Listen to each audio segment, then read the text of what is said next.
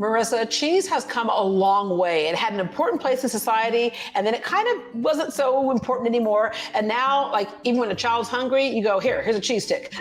But there's a lot more to it than cheese sticks. Yes, and also cheese plates have had this whole renaissance in the past 2 years, I want to say, which has been so much fun for me since that's what I do now for my full-time job. You have a background in music. You also worked in late night TV, the Colbert Show, and I know the craft tables, you never really had time for some full meal there, but if you had a cheese plate there, it was grub time. So I worked in the music department, and so I'd always help stock the dressing rooms and whatnot. We had a catering company that would bring meat and cheese plates into the artist dressing rooms. And there was this one time I was there where I was challenged to rearrange it to make it look a bit nicer, because having that cheese plate as my Instagram, it was my side hustle at the time, and everyone was always like, oh, do something with the cheese, make it look fancy. So that was always kind of a fun thing to do with the craft services backstage. Was that kind of your aha moment to create that cheese plate? Yeah, so that cheese plate started in college in 2013, and it just kind of grew over time. I put a lot of energy into it, just growing it as a brand. And then there was this moment in the end of 2018 where the Rachel Ray Show found my Instagram. And then after that, it kind of all just blew up from there. Yeah. So you host those cheese classes, and you have this kind of formula. It's kind of a cheese by numbers method, if you will. Let's start at zero. First of all, you got to choose your actual plate, right? So this is a small one for like a little single thing. I'm going to have my lunch in a little bit here. But if you have company coming, I got my Texas size cheese. Beautiful. Yeah, the staff gave that to me for my birthday one year. So, but we're not having those kind of gatherings right now. But okay, so zero, choose what kind of board you're going to put it on, but take us through step one. We start with the cheese. So when you put cheese on a cheese plate, you want to have a variety. So I like to do a hard cheese, a soft cheese, maybe a stinky cheese. You just want to give your guests some options to choose from. And you always want to pre-cut your hard cheeses while leaving your soft cheese whole. That way it's kind of easy for people to get in and get started on the cheese plate. The worst is when you go to a party and there's just like a huge hunk of cheddar with a knife sticking in it and there's like no way to start it.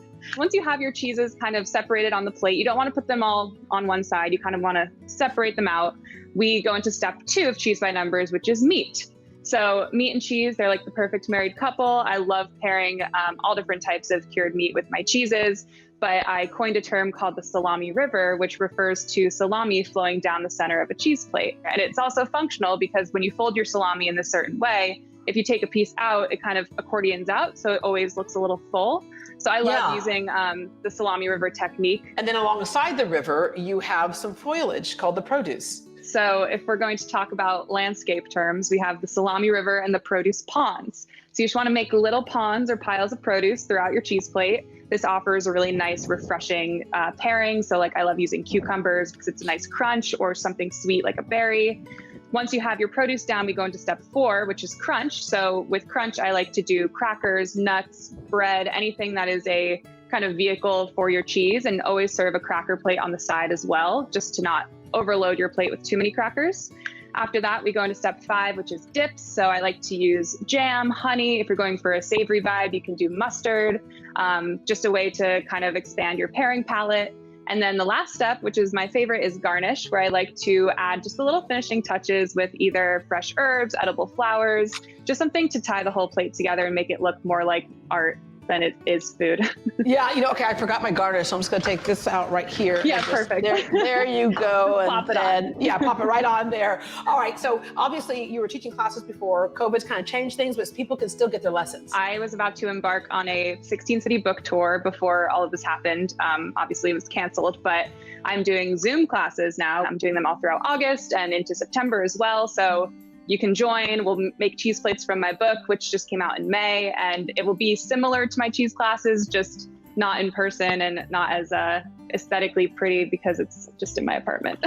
But the great thing about your book, though, is that you truly give us the kind of the building blocks to make it as simple or as fancy as we want to.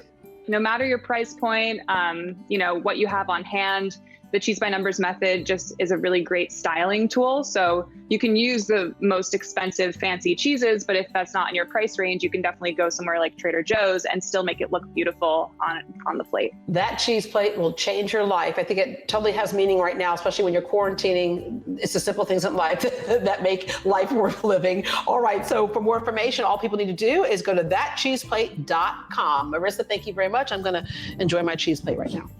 Perfect, thank you. Would you like some? Oh yeah, let me reach through.